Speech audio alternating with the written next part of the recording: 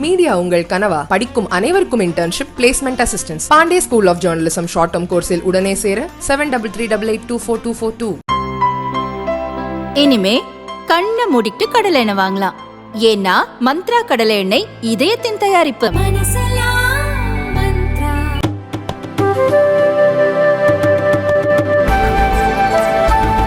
திமுக ஆட்சியில் மக்களுக்கும் பாதுகாப்பில்லை, காவல்துறைக்கும் பாதுகாப்பில்லை என்று அதிமுக பொதுச் செயலாளர் எடப்பாடி பழனிசாமி விமர்சித்துள்ளார்.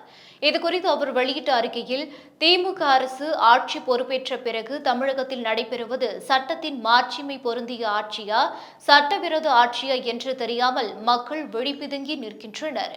36 மாத திமுக ஆட்சியில் சட்டத்தை காக்கக்கூடிய காவலர்களின் கையை விட சட்டவிரோத செயல்களில் ஈடுபடுவோரின் கைகளே ஓங்கி இருக்கின்றன.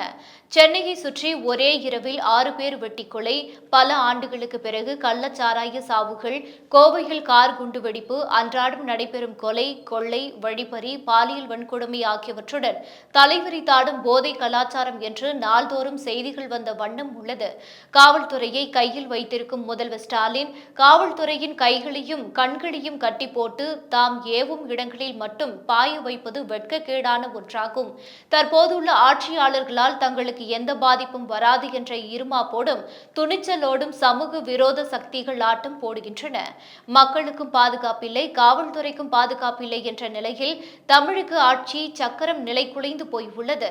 முதல்வர் ஸ்டாலின் காவல்துறைக்கு இனியாவது முழு சுதந்திரம் வழங்கி இரும்பு கரம் கொண்டு சமூக விரோதிகளை ஒடுக்க நடவடிக்கை மேற்கொள்ள வேண்டும் என்று எடப்பாடி பழனிசாமி வலியுறுத்தியுள்ளார்.